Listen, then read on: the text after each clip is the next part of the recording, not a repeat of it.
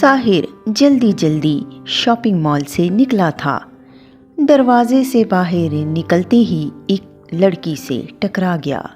वो गिरते गिरते बची, मगर शॉपिंग बैग जमीन पर बिखर गए। स्टूपिड, अंधे हो क्या? देखकर नहीं चल सकते? ए, माइंड योर लैंग्वेज। मुझे कोई शौक नहीं तुमसे टकराने का। तुम्हें भी देखकर चलना चाहिए। ओहो, एक तो चोरी, ऊपर से सीना चोरी। देखते नहीं तुमने मेरा सारा सामान गिरा दिया। अब चुपचाप मेरा ये सामान समेटो। जानती हो किससे बात कर रही हो? हाँ, एक अंधे से। देखो, तुम जानती नहीं कि मैं कौन हूँ। मैं कुछ जानना भी नहीं चाहती।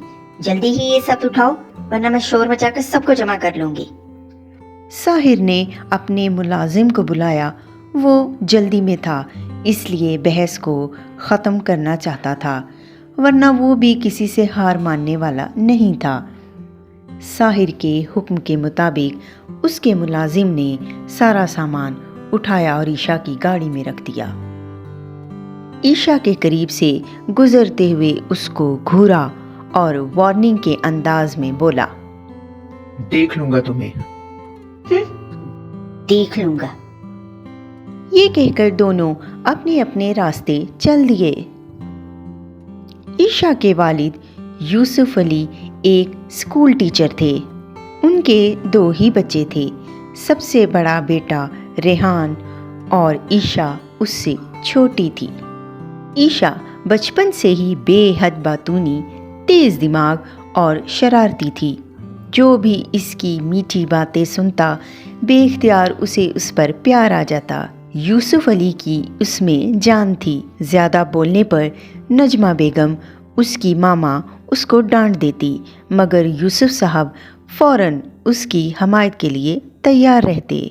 ईशा बीए की स्टूडेंट थी। घर में रेहान की शादी की तैयारियां चल रही थीं, इसलिए ईशा कॉलेज नहीं जा रही थी।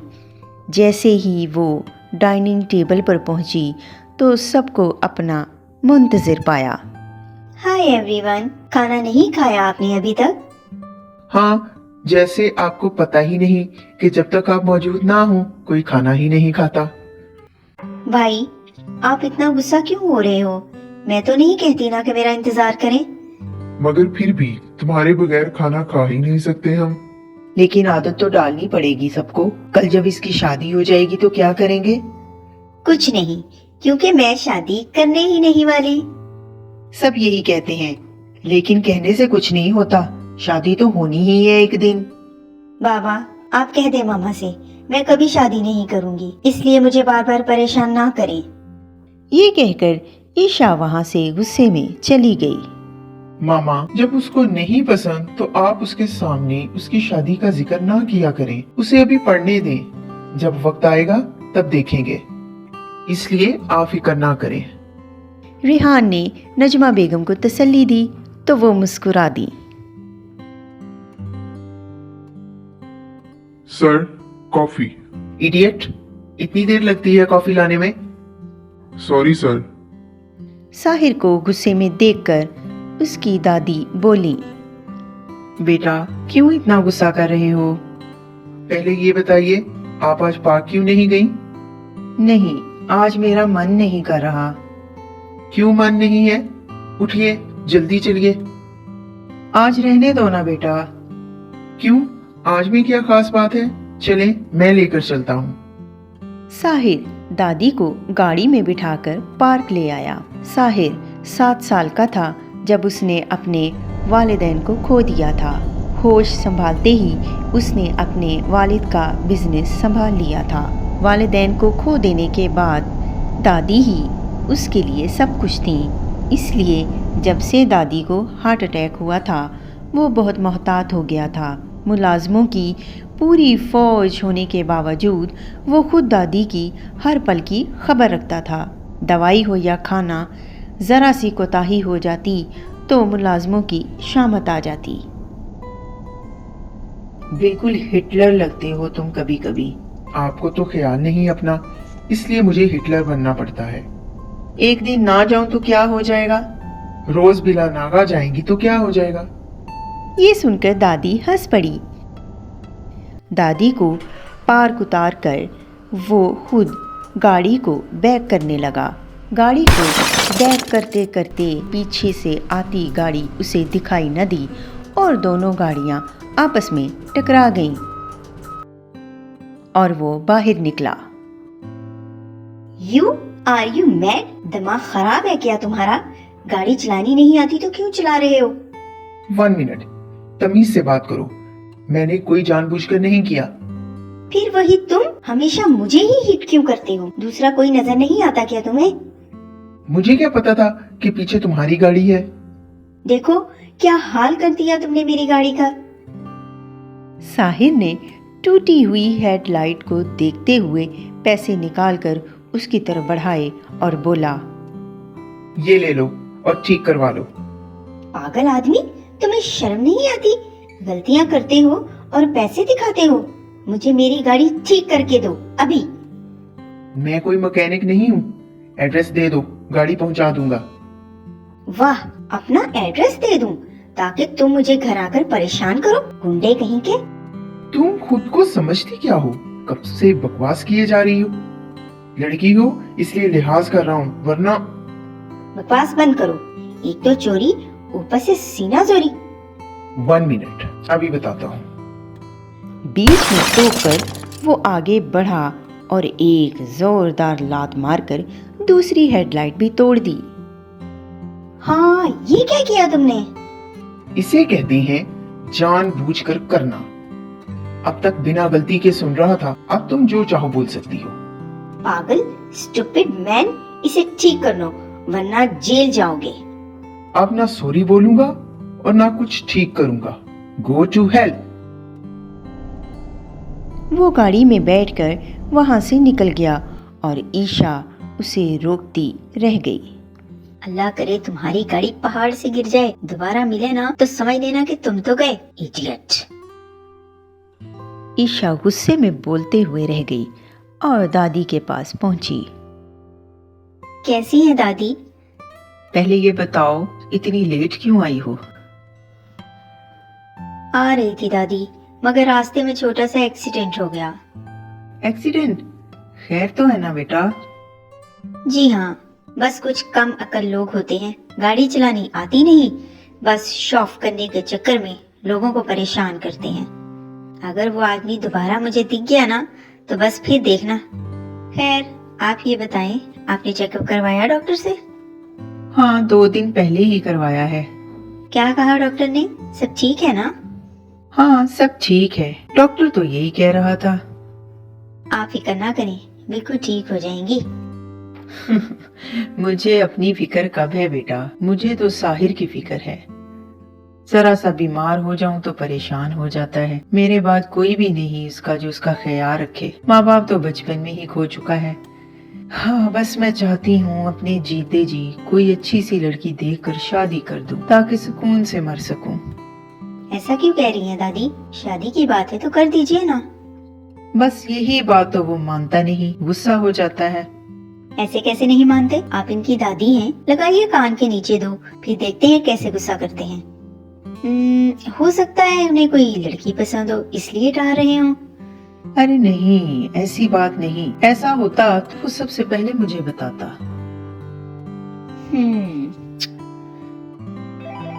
तभी दादी का फोन रिंग करने लगा। दूसरी तरफ साहिर था। दादू, आप अभी तक आई क्यों नहीं? बेटा, ईशा से बातें कर रही थी, वक्त का पता ही नहीं चला। ड्राइवर भाई आ चुका है, आप जल्दी से घर पहुंचे, मुझे ऑफिस के लिए निकलना है। अच्छा ठीक है बेटा, मैं आती हूँ। फोन बंद करके वो ईशा से बोली, अच्छा बेटा, अब मैं चलती हूँ, कल मुलाकात होगी। दादी जान, कल तो मैं नहीं आ पाऊंगी।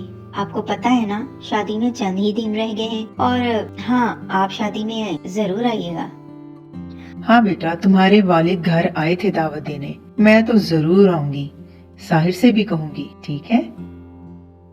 ईशा की आदत थी, वो रोज सुबह को सैर के लिए पार्क निकल जाती। चंद दिनों में ही उसकी दादी के साथ अच्छी खासी जान पहचान हो गई थी। दादी को ये चुलबुली लड़की अपनी अपनी से लगती थी और वो बहुत जल्द ही दादी के दिल में घर कर गई और वो दोनों देर तक बैठकर ढेर सारी बातें करती।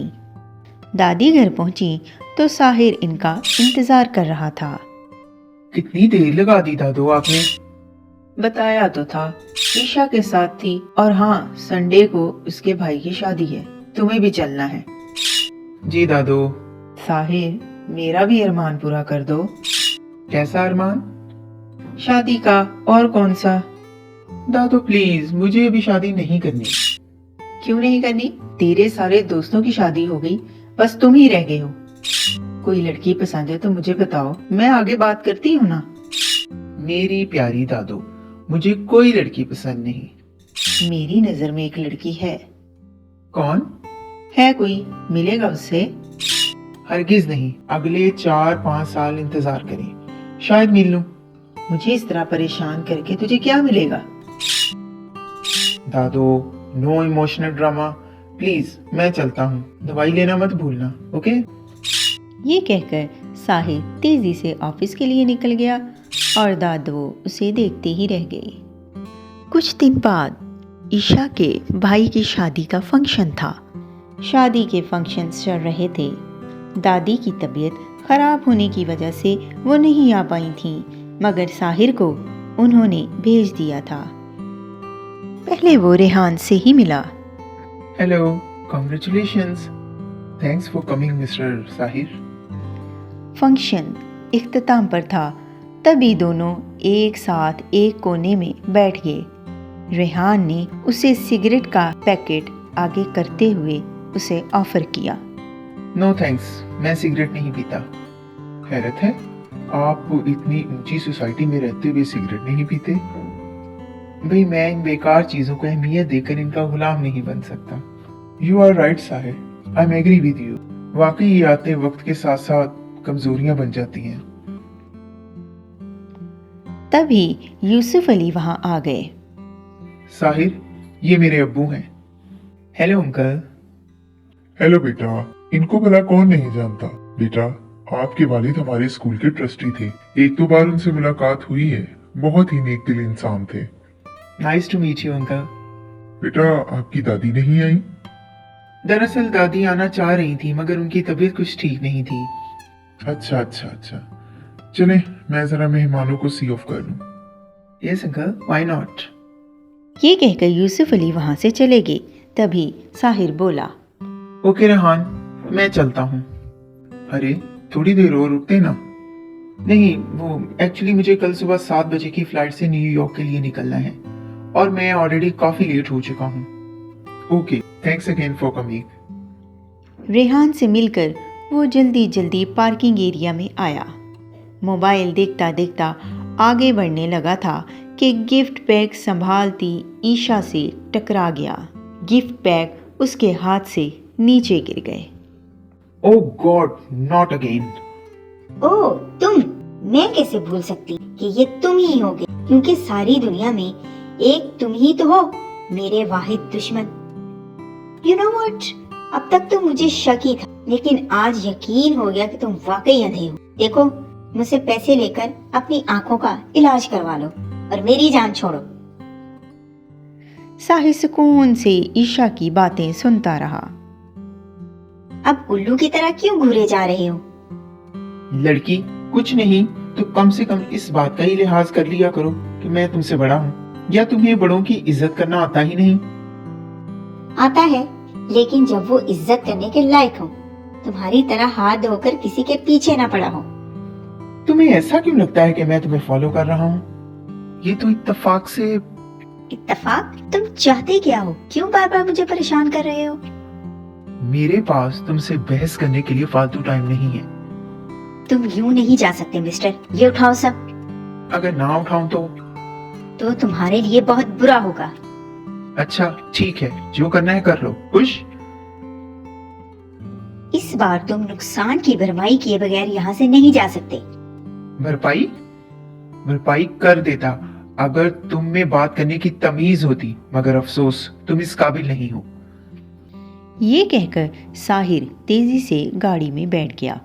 ईशा ने गाड़ी स्टार्ट होने से पहले ही बालों वाली पिन से टायर की हवा निकाल दी। साहिर ये सारी कार्रवाई देख चुका था और गाड़ी से बाहर आया और उसने एक गहरी सांस ली और बिना कुछ कहे फोन निकालकर कॉल मिलाई और बाहर निकल गया।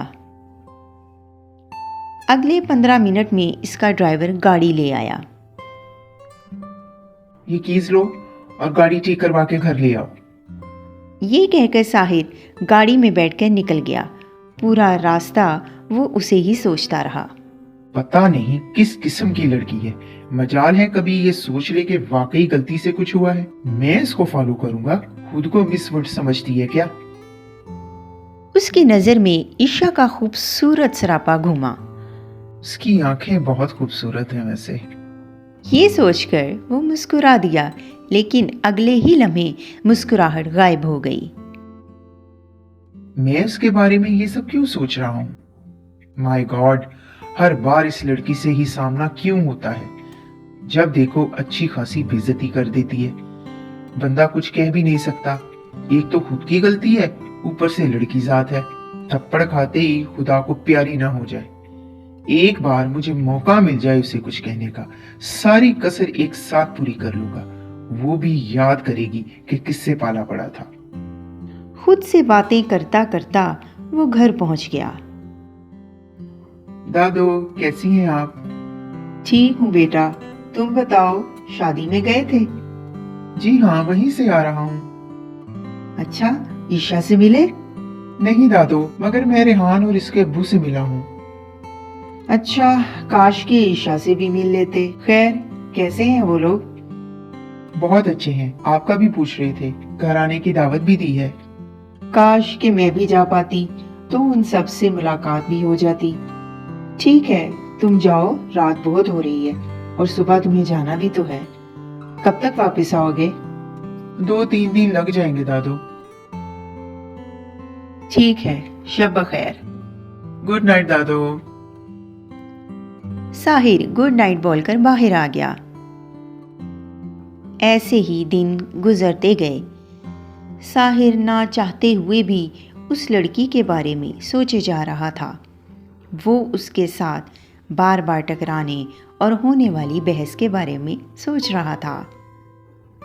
मैं उसके बारे में क्यों सोच रहा हूँ? आइंदा वो मुझे ना ही मिले तो बेहतर है। इन्हीं ख्यालों में वो नींद की आगोश में चला गया।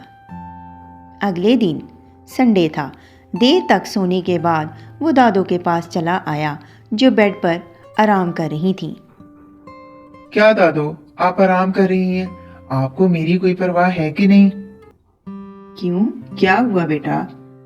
आपको पता है कितना जेलस फील कर रहा हूँ मैं। मेरे सारे दोस्तों की शादी हो गई, बीवियों के साथ शॉफ करते घूम रहे हैं, और मैं, आपको तो मेरी जरा परवाह नहीं। दादी उसे बेयकीनी से देखती रही कि आखिर वो कह क्या रहा है। जरा बिस्तर छोड़कर अच्छी सी लड़की ढूंढिए मेरे लिए। या अल्लाह, कहीं ये मैं ख्वाब तो नहीं देख रही? ये कोई ख्वाब नहीं है दादो। तो क्या तुम वाकई शादी के लिए तैयार हो? 100% दादो। या अल्लाह, तेरा लाख लाख शुक्र है। जानते हो, जब मैं बीमार होती हूँ तो दिल बेचैन सा हो जाता है। अल्लाह से दुआ करती हूँ, या अल्लाह, जब तक साहिर की शादी नहीं हो जाती तब तक मुझे जिंदा रख। इसके बाद मुझे कोई परेशानी नहीं, फिर मैं सुकून से मर सकती हूँ। प्लीज दादो, ऐसी बातें ना करें। मेरी तो खुशियाँ आप ही से है ना। साहिर, मैंने तुम्हारे लिए एक ऐसी लड़की ढूंढी है जो लाखों में नहीं, करोड़ों में एक है। क्या आपने लड़की ढूंढ भी ली? कौन है? ईशा, वही पाक वाली लड़की। पहले दिन से ही वो मुझे बहुत पसंद है और मैं चाहती हूँ वही तुम्हारी दुल्हन बने। क्या दादो, पाक में चंद मुलाकातों में ही आपने उसे जान लिया? हाँ बेटा, वो बच्ची खुली किताब की तरह है। मुझे कोई तहकीक करने की जरूरत नहीं। तुम एक बार उससे मिल लो साहिर। वो खूबसूरत ही नहीं, बहुत खूबसूरत भी है। आप कह रही हैं तो अच्छी ही होगी। तो फिर मैं बात आगे बढ़ाऊं? ओके दादो, जैसे आपकी मर्जी। अगले ही दिन दादो साहिर के लिए ईशा का हाथ मांगने उसके घर पहुंच गईं। ईशा के वालिदैन बहुत खुश थे क्योंकि साहिर जैसे कामयाब बिजनेसमैन के लिए इनकार की कोई वजह ही नहीं थी। ईशा को जब पता चला तो उस पर हैरतों का पहाड़ टूट पड़ा। दादी को अपने पोते की शादी के लिए मनाने के लिए आइडियाज़ देने वाली वही तो थी, मगर दादी और घर वालों की खुशी को देखते हुए राज़ी हो गई। सब बहुत खुश थे। फिर एक दिन, साहिर, मैं ईशा के घर जा रही हूँ शादी की तारीख लेने, तुम भी मेरे साथ चलो। मैं अभी जाकर क्या करूंगा दादू, अब एक ही बार जाऊंगा, वो भी शादी पर। बदतमीज, शादी से पहले एक बार ईशा से मिल तो लो, बिना देखे ही इससे शादी कर लोगे। अरे दादू, उसकी जरूरत नहीं, मैं बस उसकी जरूरत महसूस नहीं कर रहा कि मैं उसको देखूं। आपने जो मेरे लिए चुना है वो मेरी उम्मीद से भी अच्छी होगी। हाँ, अगर वो मिलना चाहे तो पूछ लीजिएगा, मुझे कोई एतराज नहीं। ये कहकर साहिर वहाँ से चला गया और दादी खुशी से मुस्कुराने लगी। ऐसे ही दिन गुजरते गए। फिर एक दिन साहिर ऑफिस जा रहा था कि अचानक गाड़ी की ब्रेक लगाई क्योंकि रोड पर बहुत लोग जमा थे। साहिर ने किसी से मामला जानने की कोशिश की। क्या हुआ है यहाँ? एक्सीडेंट हुआ है, कोई लड़की है, उसको काफी चोटें आई हैं। साहिर जैसे ही आगे बढ़ा तो शॉक्ड हो गया क्योंकि वो तो ईशा थी। साहिर ने एम्बुलेंस का वेट किए बगैर गाड़ी में ईशा को डाला और हॉस्पिटल ले गया, जहां ईशा का ट्रीटमेंट किया गया। डॉक्टर साहब, क्या कंडीशन है इसकी? कोई खतरे वाली बात नहीं है, मामूली चोटें हैं, ठीक हो जाएंगी। बस थोड़ा घबराहट और डर में बेहोश हो गई, but she is better now. Okay, thanks doctor. Sahir Isha से मिलने रूम में आ गया तो नर्स ने ईशा को बताया कि उन्होंने ही ईशा को हॉस्पिटल पहुंचाया है। दिल तो नहीं चाह रहा था कि तुम्हें थैंक्स बोलूं, क्योंकि तुम तो मेरे दुश्मन हो, मगर फिर भी थैंक्स। रस्सी जल गई मगर बल नहीं गया। अपना थैंक्स अपने पास ही रखो। तुम्हारी जगह कोई भी होता तो मैं यही करता। लगता तो नहीं कि तुम में इंसानियत नाम की कोई चीज भी होगी। चलो, कोई तो अच्छा काम किया तुमने। ये सुनकर साहिर गुस्से से बाहर निकल गया और अपने ऑफिस के लिए निकल पड़ा। पता नहीं अपने आप को मिस वर्ड समझती है। दिल तो चाह रहा था कि रखूं कान के नीचे तो, मगर जो भी है वाकई में बहुत खूबसूरत है। इन्हीं सोचों में गुम वो ऑफिस पहुंच गया। फिर एक दिन, हेलो, हुज देयर? मैं वही हूँ, आपकी दुश्मन। ओह अच्छा, तो ये तुम हो। तुम्हें मेरा नंबर कहाँ से मिला? आप हॉस्पिटल में अपना नंबर छोड़ गए थे, वहीं से मिला। तो बोले, आज किस बात पर झगड़ा करना है आपको? एक्चुअली आपको सॉरी बोलने के लिए फोन किया था। उस दिन मैं कुछ ज्यादा ही बोल गई। बाद में मुझे एहसास हुआ कि मुझे आपके साथ ऐसा बर्ताव नहीं करना चाहिए था। ओह, दैट्स गुड। आपको एहसास तो हुआ। एनीवे, मैं ऐसे माफ नहीं करूंगा। आपको मेरे साथ कॉफी पर चलना होगा। ठीक है जनाब, बता दीजिएगा कि कब और कहाँ आना है, मैं पहुँच जाऊंगी। ये कहकर साहिर ने उसे जगह बताई और फोन बंद हो गया। दोनों कॉफी शॉप पर पहुंच गए।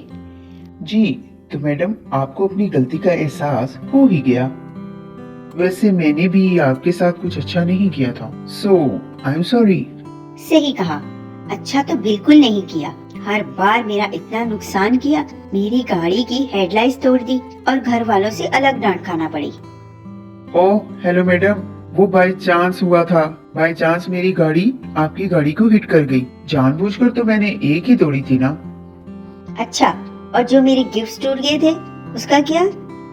बस एक बार सॉरी क्या बोल दी, तुम तो सर पर ही चढ़ने लगे। वो दोनों आपस में फिर से लड़ने लग गए और इर्द गिर्द के लोग उन्हें घूरने लगे।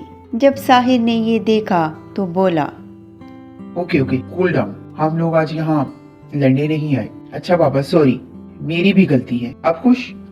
चलो अब लड़ाई को खत्म करते हैं। आज से हम फ्रेंड्स हैं, ओके? ईशा साहिर की बात सुनकर मुस्कुरा दी और दोनों बातें करने लगे। फिर अगले दिन बेटा, मैं चाहती हूँ तुम्हारी शादी की डेट फिक्स कर दूँ। ये सुनकर साहिर चौंक गया और बोला, दादो, इतनी भी क्या जल्दी है? अभी कुछ ऐसा रुक जाए। हाय, एक मुझे तुम्हारी समझ नहीं आती। कभी कहते हो शादी कर दे और जब शादी की बात करती हूँ तो टाइम मांगते हो। ये सुनकर साहिर वहां से चला गया और दादी खुद से ही बड़बड़ाने लगी। क्या करूँ इस लड़के का? मुझे आज तक इसकी समझ नहीं आई। आखिर ये चाहता क्या है? ऐसे ही दिन गुजरते गए।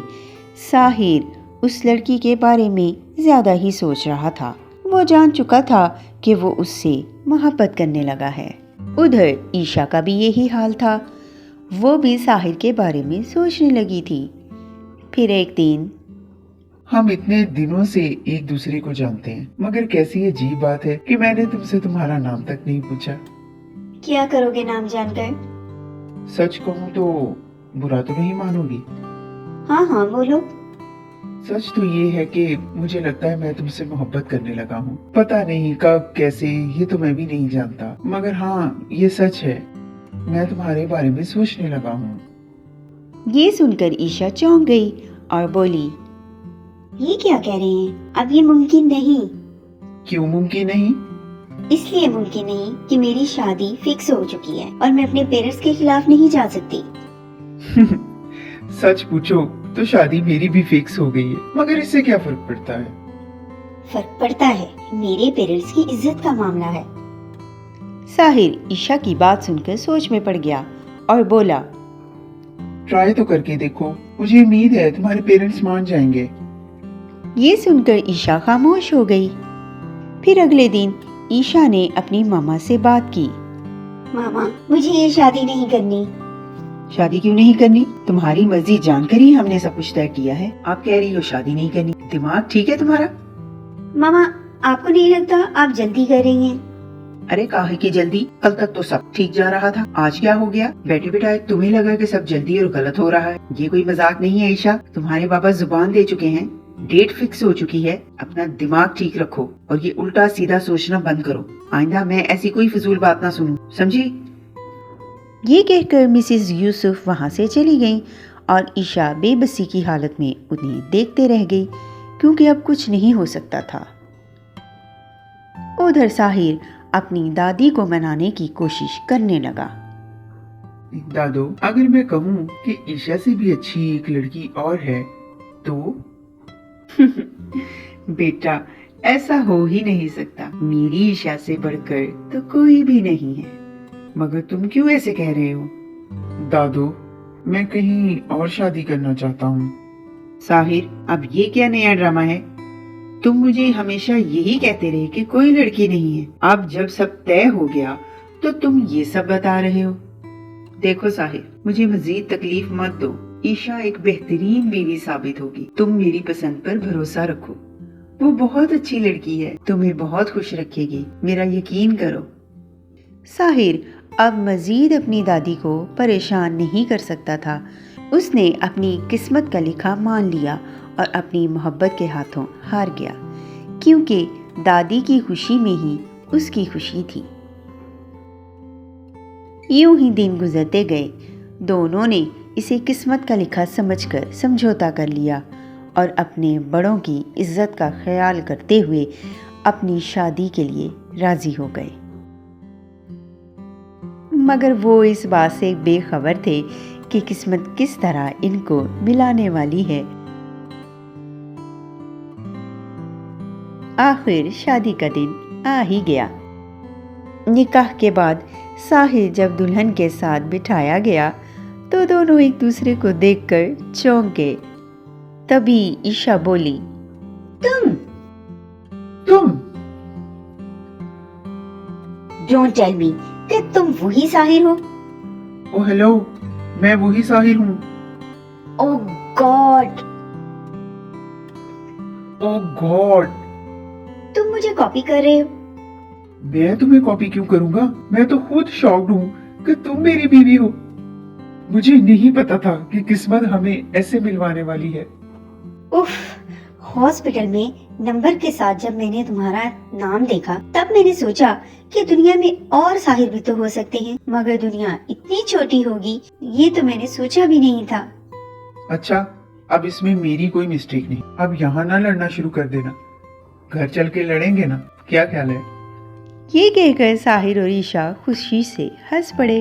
उनकी ये सब बातें सुनकर सब हैरान हो रहे थे, मगर कोई समझ नहीं पा रहा था। यूं ईशा और साहिर किस्मत के लिखे पर बहुत खुश थे।